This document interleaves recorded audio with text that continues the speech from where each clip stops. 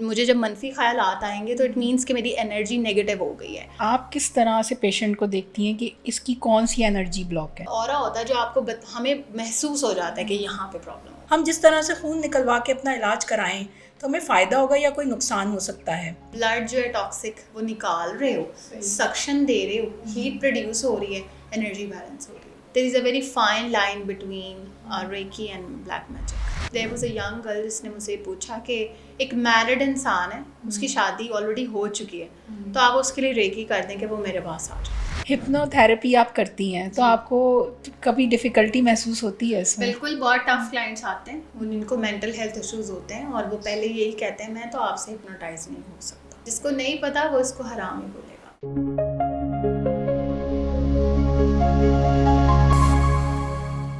अस्सलामुअलैकुम, मैं हूं आपकी मेज़बान सना ज़हीर और आप देख रहे हैं सेंसा चैनल। आज हम बिल्कुल डिफरेंट टॉपिक पे बात करेंगे। आज हम बात करेंगे कदीम और कुदरती तरीका इलाज के हवाले से, जो ना सिर्फ आपके जिस्मानी बल्कि रूहानी अंदाज से भी शिफा देता है आपको। हम आज बात करेंगे रेकी हीलिंग और हिजामा के हवाले से। रेकी हीलिंग तो एक्चुअली एक जापानी तवानाई का ज़रिया है जिससे ज़रिए हम इलाज करते हैं, और दूसरा हिजामा जो कि हमारे प्यारे नबी सल्लल्लाहु अलैहि वसल्लम की सुन्नत भी है और मुख्तलिफ अहादीस से भी वाज़ेह है। लोगों को लेके काफ़ी कन्फ्यूजन है कि ये दोनों इलाज कितना टाइम लेते हैं, क्या हमारे लिए फ़ायदेमंद हैं या हमारे लिए नुकसानदेह हैं।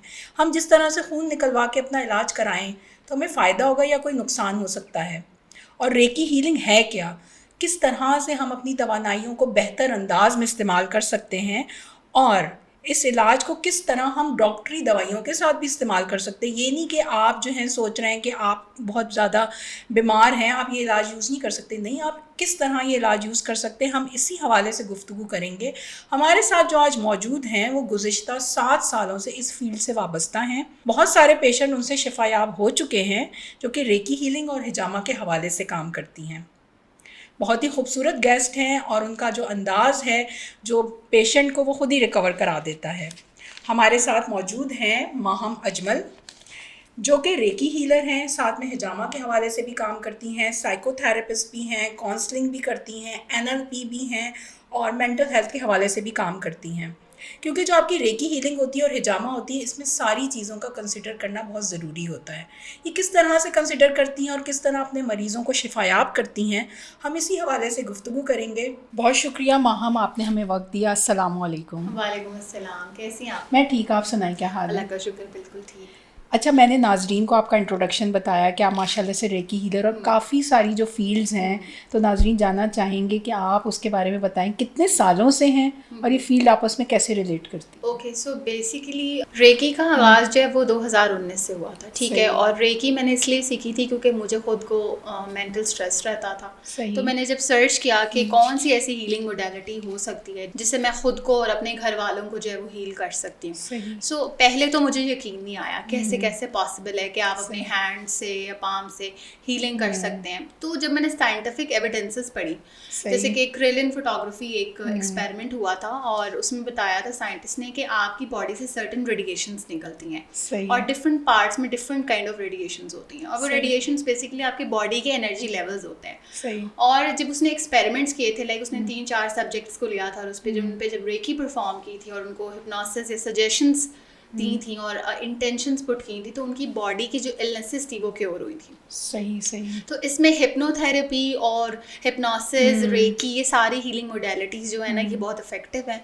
अगर हम इसका साइंटिफिकली अगर इसके एविडेंसेस जब देखें ना तो हमें फिर यकीन आ जाता है। तो कुछ साइंटिस्ट कहते थे इसको कि ये सूडो साइंस है, इसका कोई वजूद नहीं है, लेकिन reiki basically universal life force है, ठीक है। ये हम सब में एक एनर्जी प्रेजेंट है। पूरी यूनिवर्स, पूरी कायनात अल्लाह ताला ने एक एनर्जी की फॉर्म में बनाई है। तो जब इंसान बीमार पड़ता है तो उसकी एनर्जी इफेक्टेड होती है। जैसे फॉर एग्जांपल मुझे जब मनफी ख्यालात आएंगे तो इट मीन्स कि मेरी एनर्जी नेगेटिव हो गई है। तो अगर मेरी बॉडी में खुदा ना खास्ता कोई बीमारी है तो इट मीन्स कि मेरी बॉडी की एनर्जी की डिसअलाइनमेंट हो गई है। तो रेकी हीलर क्या करता है कि रेकी हीलर बेसिकली आपके बॉडी पार्ट्स में वो हीलिंग सेंड करता है विद योर इंटेंशंस, यानी कि मैं अपने माइंड में इंटेंशन पुट करूँगी कि इस पर्सन को इस तरह की हीलिंग सेंड हो रही है, और बेसिकली वो अल्लाह ताला का नूर है जो पूरी कायनात में है डिफरेंट फॉर्म्स में। आप इसका पॉजिटिव इस्तेमाल भी कर सकते हैं और आप इससे नेगेटिव आउटकम्स भी निकाल सकते हैं। सही बात है। अच्छा, ये बात है कि आपने जैसे डिस्कस किया, लेकिन ये क्या एक रूहानी अमल भी है? बिल्कुल, ये स्पिरिचुअल है। अच्छा, रेकी के बारे में लोग काफ़ी कुछ कहते हैं, लेकिन मैं आज आपको उसकी डिटेल बताऊंगी ताकि हमारी ऑडियंस को क्लियर हो जाए। रेकी बेसिकली अगर इस्लामिकली हम इसको थोड़ा सा डीपली स्टडी करें और ओपन माइंड से स्टडी करें बगैर डरे, तो रेकी जो दम करते हैं हम लोग, it's a part of reiki. सही, लाइक हम एनर्जी इंटेंशंस पढ़ाई कर रहे हैं, पॉजिटिविटी पुट कर रहे हैं। अब एक और जो है एक्सपेरिमेंट हुआ था, जो साइंटिस्ट थे उन्होंने, जापानी साइंटिस्ट थे, ठीक है, और उन्होंने भी ये देखा था कि जब वाटर के ऊपर उन्होंने पानी का ग्लास लिया और उस पर अच्छी वर्ड्स बोले तो उसकी क्रिस्टल्स की फॉर्मेशन और थी माइक्रोस्कोप के नीचे, और जब उन्हीं वाटर क्रिस्टल्स को देखा कि उस पे हेट के वर्ड्स बोले गए, like I hate you, I don't want you in my life, तो उनका जो स्ट्रक्चर फॉर्म हुआ था माइक्रोस्कोप के नीचे वो बहुत डिफरेंट था।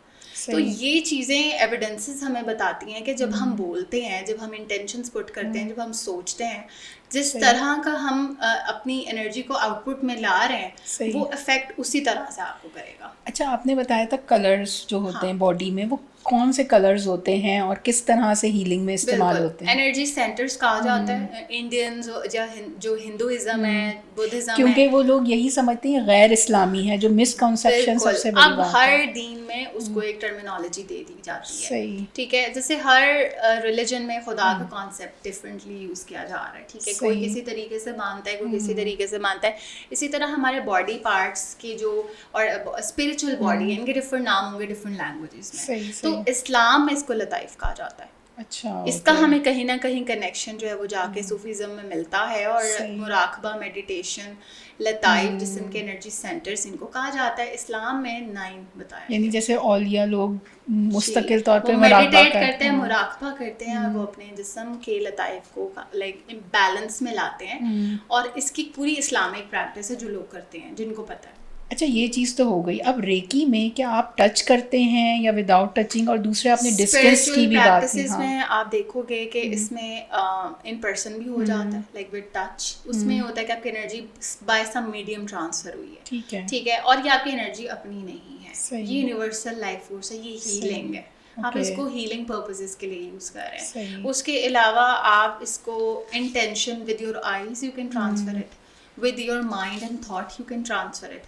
So it's all about how you think and you send that intentionally, because reiki का कॉन्सेप्ट ये है कि हम मीडियम्स हैं, और हमसे जो निकलने वाली एनर्जी है, जो बेसिकली तवानाई है, वो किसी भी मीडियम में ट्रांसफर हो सकती है। अच्छा, आप किस तरह से पेशेंट को देखती हैं कि इसकी कौन सी एनर्जी ब्लॉक है? अच्छा, इसमें being an empath and level 3 reiki master, मुझे काफ़ी सालों की प्रैक्टिस के बाद ऑरा पता चल जाता है कि किसी का ऑरा कैसा है।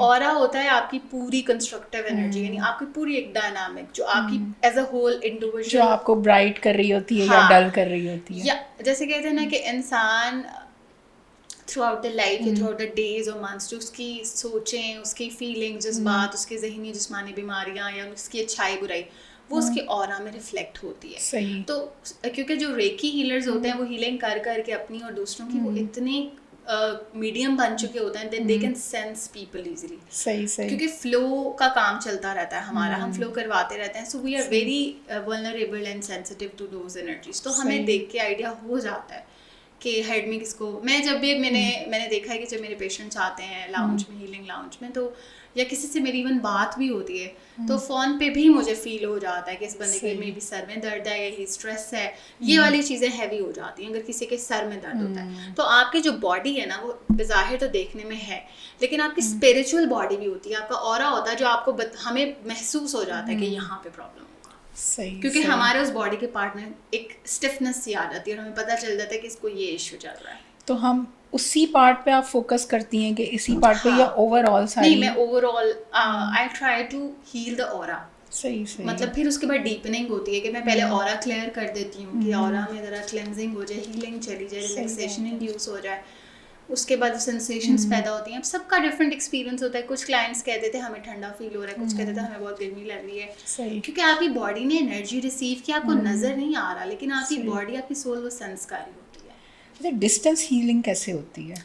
डिस्टेंट हीलिंग डिफरेंटली देखी गई है कि कुछ लोग सिंबल्स यूज़ करते हैं, कुछ लोग इंटेंशंस पुट करते हैं। अच्छा, मेरा तरीकाकार थोड़ा सा डिफरेंट है, क्योंकि मुझे इसमें मिसकंसेप्शन रही कि Japanese symbols I don't want to use that, जाहिर सी बात है वो उनके एक अपने बिलीफ से जुड़ा हुआ है।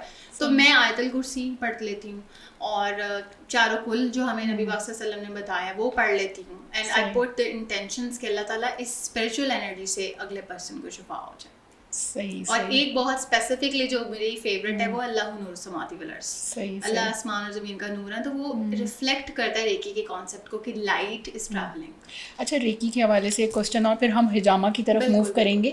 इसका इलाज कितने अरसे होना चाहिए, कोई टाइम ड्यूरेशन है इसकी? अच्छा, रेकी में ये होता है कि रेकी एक दफ़ा दे दी जाती है, ठीक है। उसमें ये होता है कि when you are focused on something, कि अगर खुदा ना खास्ता किसी को बड़ी स्वेयर बीमारी है तो रेकी चलती है, जारी रहती है। लेकिन मैंने जो एक तरीकाकार देखा है, मोस्टली जो लोग यूज़ करते हैं वो ये यूज़ करते हैं कि उनका होता है कि लाइक 15 डेज, 2 वीक्स और 3 वीक्स और 4 वीक्स, 40 डेज तक की एक हीलिंग होती है। उसके बाद आपकी बॉडी के energy centres almost like shift होना शुरू हो जाते हैं। सही, फिर हमें खुद अपने ऊपर फिर मेहनत करनी है। बिल्कुल, फिर आपको खुद मेहनत करनी है। तो आपने एक आउटर हेल्प ले ली एक रेकी हीलर की, उसके बाद आप अपनी प्रैक्टिस जो आपको वो बताएं आप खुद स्टार्ट कर दें। सही। अच्छा, हमने रेकी के हवाले से तो बात की, अब हिजामा है, वो क्या टेक्निक उसमें यूज़ होती है और वो किस तरह से आपको बेनिफिट होता है? अच्छा, हिजामा is like relying on the same principle. उसमें ची पाथवेज होते हैं हमारे, वही पाथवेज जो रेकी में यूज हो रहे होते हैं। सही। कहीं ना कहीं एनर्जी सेंटर्स का ताल्लुक ही है उनके साथ। मेडेरियन लाइंस होती हैं जिसके अंदर आपकी एनर्जी स्टक हो जाए अगर, तो वो आप फ्लो में लेके आते हो। अब उसमें डिफरेंस क्या है? डिफरेंस ये है कि आप कब सप्लाई कर रहे हो, ब्लड जो है टॉक्सिक वो निकाल रहे हो, सक्शन दे रहे हो, हीट प्रोड्यूस हो रही है, एनर्जी बैलेंस हो रही है। सही। So it's very very similar to that. अब क्या वजह है कि ये सारी होलिस्टिक थेरेपीज कहीं ना कहीं आके एक पॉइंट पे बिल्कुल सेम हो जाती हैं, इनका कोई डिफरेंस नहीं रहता। क्यों? क्योंकि कहीं ना कहीं जो हमारे लोग थे, जो एंशिएंट जो साइंटिस्ट थे, फिलोसफर्स थे, या जिन लोगों ने इनको डिस्कवर किया है, सही, वो कहीं ना कहीं उनको ये बात समझ आ गई थी कि इंसान सिर्फ बॉडी नहीं है, वो एक स्पिरिचुअल बॉडी है, ठीक है, रूहानी उसकी एक है कैफियत, और उसके अलावा वो एक फिजिकल बॉडी और एक मेंटल बॉडी है। सही। तो ये पूरा ट्रीटमेंट है जिसमें आपके फिजिकल, मेंटल, इमोशनल, स्पिरिचुअल सारे मसले हल हो रहे हैं। सही। तो हिजामा का ये इसके साथ लिंक है। अच्छा, ये हम कहते हैं कि ये सुन्नत नबी सल्लल्लाहु अलैहि वसल्लम से भी रिलेटेड बहुत अहादीस मिलती हैं, ठीक है, और उसमें आप सल्लल्लाहु अलैहि वसल्लम ने सहाबा को रिकमेंड किया, ठीक है, और हज़रत अली को रिकमेंड किया जंग पे जाने से पहले। तो ये रिकमेंडेशन कहाँ से आती है? क्योंकि जब भी कोई चीज़ जिसकी वाकई में क्रेडिबिलिटी होती थी तो वो रिलीजन में आपको कहीं ना कहीं दिख जाएगी किसी न किसी फॉर्म में। पुराने वक्तों में जानवरों के सींग और बीटल्स के थ्रू किया जाता था। बेसिकली ये एंशिएंट इजिप्शियंस का एक बहुत बेहतरीन मेथड है जिससे वो एनिमल्स के जो सींग होते हैं ना, जानवरों के थॉर्न्स होते हैं, उनसे जो है सक्शन क्रिएट करते थे। अच्छा, कौन से पेशेंट्स के लिए ज़्यादा बेनिफिशियल है या सब पेशेंट्स के लिए? ये अगर हम इसको एज अ लाइफस्टाइल देखें ना, तो जैसे हमें अच्छा खाना खाना चाहिए, साफ सुथरा खाना खाना चाहिए, इस तरह हिजामा को लाजमी करवाना चाहिए। सही। सुन्नत समझ के करवा लें, बेशक साइंटिफिकली अगर आपका बिलीफ ज़्यादा स्ट्रांग है तो आप वो समझ के करा लें, क्योंकि आपकी बॉडी गंदा खून तो बनाती रहती है, सही। आपके टॉक्सिन्स तो बनते हैं। तो हिजामा से आपकी बॉडी में से जितना unwanted material, waste material, toxins होते हैं वो निकल जाते हैं। और इसके साथ साथ जो आपके ऊपर रूहानी मसाइल होते हैं जो आपको नहीं पता होता, नजरेबाद हो गया, जादू हो गया, इनके असरात भी इससे ख़त्म होते हैं। सही। तो लोग इसके लिए एक टर्म यूज़ करते हैं, काला खून निकलवाना सही नहीं है, जाओगे बीमार हो जाओगे, नीडल्स पुरानी हो सकती हैं, इसके हवाले से क्या कहेंगे? अच्छा, इसमें वो काला खून का बेसिकली कॉन्सेप्ट है टॉक्सिन से भरा हुआ जो है ब्लड है, वो अनवांटेड होता है, स्किन की सुपरफिशियल स्किन से निकाला जाता है। वो कॉन्सेप्ट कोई बहुत ही आपका ऐसा ब्लड है जो आपसे लिया जा रहा है, आप डोनेशन थोड़ी दे रहे हैं। सही। मसला सिर्फ ये आता है कि लोग ब्लड के नाम से डर रहे होते हैं, उन्हें ये फोबिया होता है कि पता नहीं कितना खून निकल जाएगा, और इससे बीमारियां तब लगती हैं जब आप अनहाइजेनिक एनवायरनमेंट में जा रहे हो, एक्सपोजर दे रहे हो ऐसी जगह पे जहाँ पे बंदा क्वालिफाइड नहीं है, उसको स्टेरिलाइजेशन मेथड्स नहीं पता है, उसने कब से आपको किसी के यूज लगा दिए। अगर ट्रेंड पर्सन से आप करवाएंगे तो कभी भी नुकसान नहीं होगा, इसके इतने फायदे होंगे कि आपका दिल करेगा and you become addicted to it, कि आप कराए लो तो आपको सुकून होता है। अच्छा, इसको कराने में क्या एहतियात करनी चाहिए? एहतियात इस तरह से तो कोई वो नहीं है कि इसमें कोई डर वाली बात होती है। एहतियात ये करनी चाहिए कि आप इसको लेके फियर निकालें सबसे पहले, सही। क्योंकि जो फियर है ना, मैंने देखा है, मैं पाकिस्तान में इसको प्रैक्टिस कर रही हूँ, मैं खुद भी, मेरे बहुत सारी फ्रेंड्स हैं जो इसको प्रैक्टिस कर रहे हैं, मैंने देखा है कि लोग डरते ज़्यादा हैं। जब वो डरते हैं तो उनको ज़रा सी छींक भी आ जाती है तो उन्हें लगता है जो हमने कल हिजामा करवाया था ना, शायद ही उस वजह से हो गया। ऐसा कुछ भी नहीं होता। हाँ, ये एहतियात ज़रूर करनी चाहिए कि जब आप करवा के आए हैं तो उसके बाद ऑयली फूड से अवॉइड करें, रेस्ट करें, कोई वज़न मत उठाएं, अपनी बॉडी को टाइम दें एक दिन में, और उसके बाद ये बिल्कुल नॉर्मल हो जाता है।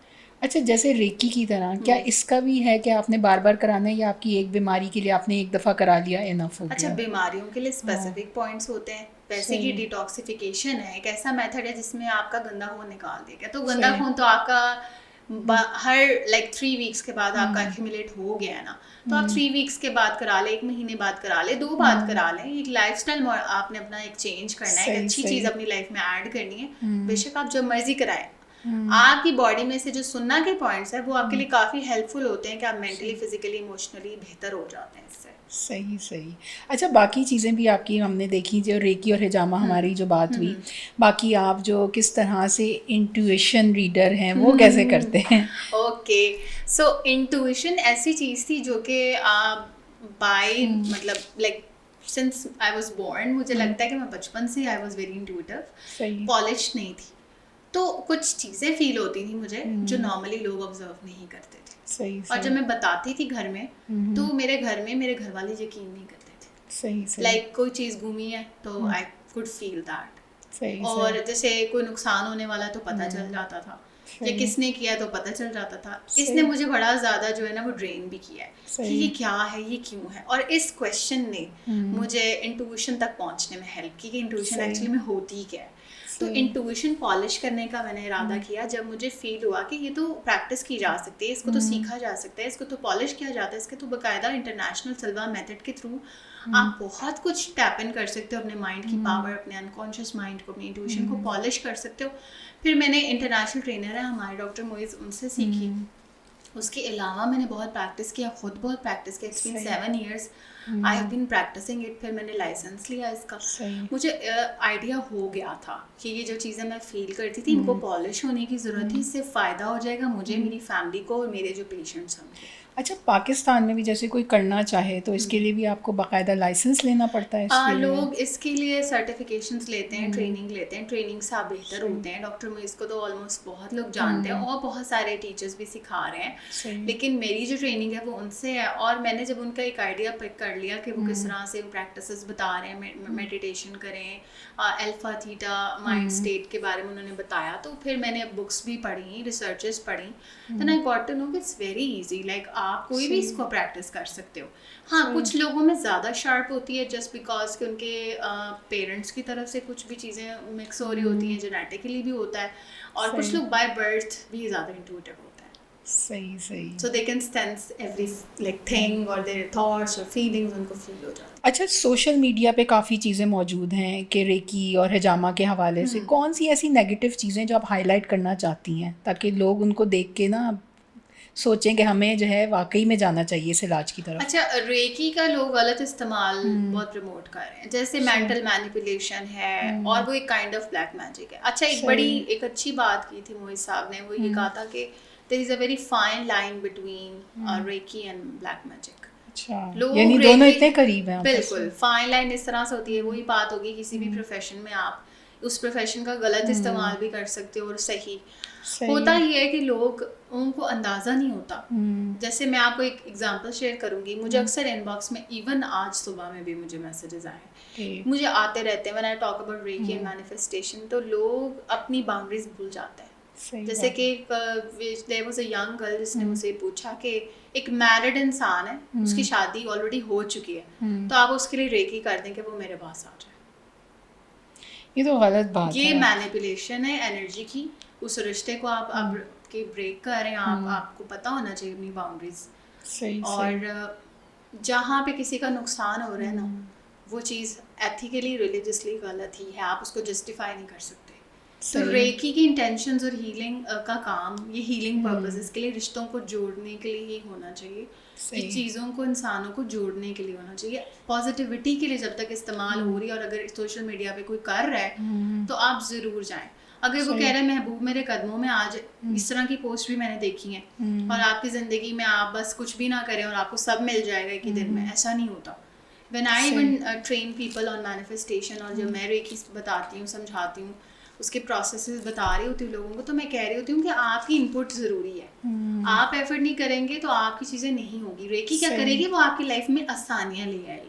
सही। आपकी हर्डल्स को कम कर देगी, आपको नजरें बद लगी है वो खत्म हो जाएगी, यानी आप पॉजिटिव रहना ज़्यादा शुरू हो जाएंगे। बिल्कुल। तो आपकी बॉडी रेडी हो जाएगी वो काम करने के लिए, आप उस माइंड स्टेट में आ जाते हैं रेकी से। तो हिजामा और रेकी के बारे में बहुत सारी नेगेटिव चीज़ें चलती हैं। आपने सिर्फ ये करना है कि गूगल खोलना है, अपनी रिसर्च खुद करनी है, किताबों से नॉलेज लें, बजाय कि वीडियोस पे रिलाई करें। आप खुद को एजुकेट यानी हमें सिर्फ अपनी एनर्जीज पे फोकस करना है, वो बैलेंस हो जाए, हम पॉजिटिव माशरे का हिस्सा बने, हम किसी को अपने अंडर करने की कोशिश ना, कंट्रोल नहीं करना। आप खुद इतने करिज्मेटिक हो जाए, आपकी एनर्जी इतनी वाइब्रेंट हो कि लोग आपको खुद पसंद करें और अच्छे लोग आपको अप्रोच करें। सही बात है। This should be the way to deal with this. अच्छा, हिप्नोथेरेपी आप करती हैं, तो आपको कभी डिफिकल्टी महसूस होती है इसमें? बिल्कुल, बहुत टफ क्लाइंट्स आते हैं, उनको मेंटल हेल्थ इश्यूज होते हैं, और वो पहले यही कहते हैं मैं तो आपसे हिप्नोटाइज नहीं हो सकता। Okay, I don't want to, because they have some rigidity, और वो सबसे जल्दी हिप्नोटाइज होते हैं। अच्छा। तो वो एक सिचुएशनल बिहेवियरल एक इशू आता है लोगों में कि लोग इसको समझते हैं कि पता नहीं हिप्नोसिस में क्या होने वाला है, जबकि ये हीलिंग मोडालिटी के तौर पे जब यूज़ किया गया, बहुत सारे लोगों ने इसको पर्सनल डेवलपमेंट के लिए, बहुत सारे लोगों ने इसको बिजनेस में डिफरेंट जगहों पे इस्तेमाल, हिप्नोसिस हर जगह यूज़ हो रहा है, हमें पता नहीं चलता। तो हिप्नोथेरेपी अगर थेरेप्यूटिकली यूज़ की जाए तो इट्स अमेजिंग।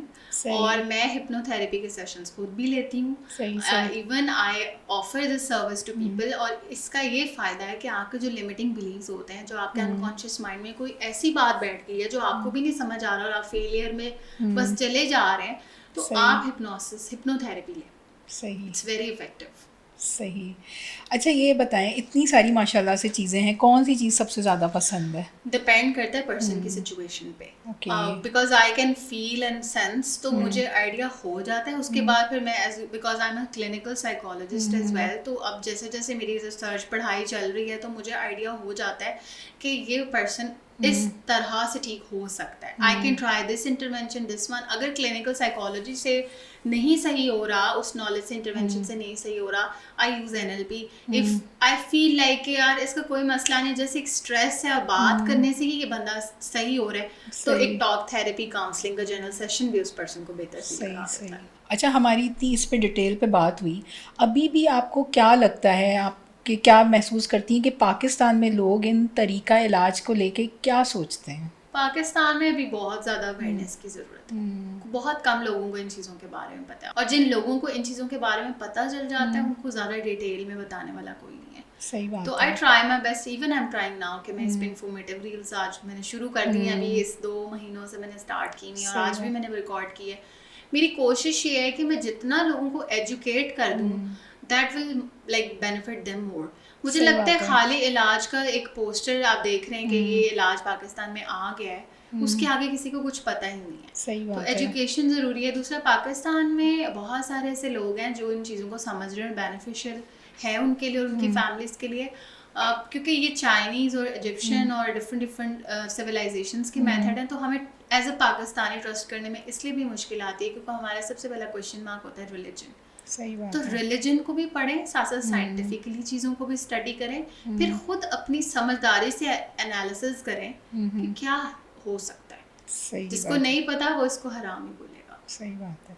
अच्छा, हम किस तरह से फाइंड कर सकते हैं कि कौन सा प्रैक्टिशनर बेस्ट है और हमें उसी के पास जाना चाहिए? उसके इयर्स ऑफ एक्सपीरियंस देख लें, उसकी क्लाइंट हिस्ट्री देख लें और उसके पेज पे जाएं, क्योंकि आप डिजिटल दौर है तो लोगों ने इंस्टाग्राम सोशल मीडिया पे रिव्यूज़ देखें और उसकी डेफिनेटली फॉलोइंग मैटर्स। उसके अलावा उसके बात करने के अंदाज से आपको काफ़ी आइडिया हो जाता है अगर आप एक समझदार इंसान हैं। चेक करें क्रेडिबिलिटी, एक इंट्रोडक्टरी सेशन ले लें, सही आपको आइडिया हो जाएगा। अच्छा, हमारा ज़बरदस्त आपके साथ सेशन रहा।